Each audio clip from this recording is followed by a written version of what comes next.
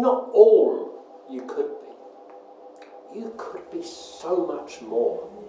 Now, I know how this sounds. You work hard, you provide for yourself and your family. Yet I say that you could be more. Because it's objective fact. Everyone on this planet today, everyone you know, everyone you've ever met, everyone you'll ever meet, could be so much more with a little help from Him, the Son of our Lord. Sounds good, right? And yet there are those who mean to prevent humanity's ascension. You see, the last time He visited us, He began working wonders. We all know the stories of the blessings He bestowed upon the populace, asking nothing else in return except the faith of all His children in Him. But despite His best attempts to turn humanity into something better, something less deeply flawed, His time with us was cut short. The powers that were felt threatened by the fact that a power greater than their own existed, seeing fit to eliminate Him. 3, 2, 1.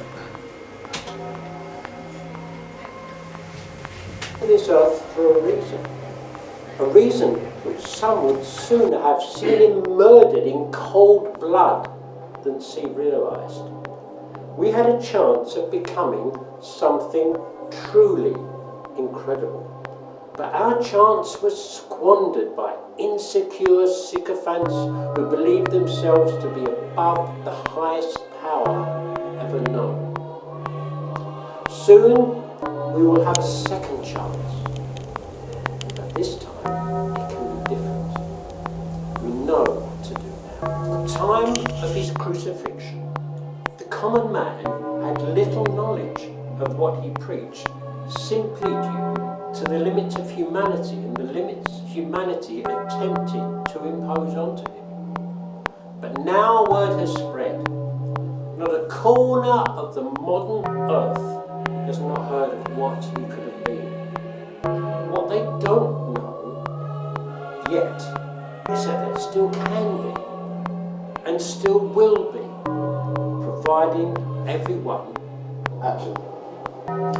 We must prove to the Father that humanity is deserving of the salvation His Son could provide us with, or we must live thousands more years in squalor, in filth, as dregs who know nothing but pain and conflict. Now how, you say, may we ensure that His blessing is given to us upon His return? Well, there are a few ways.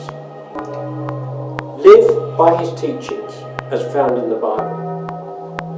Engage in self-sacrifice, showing that you're willing to give yourself in the name of the greater good.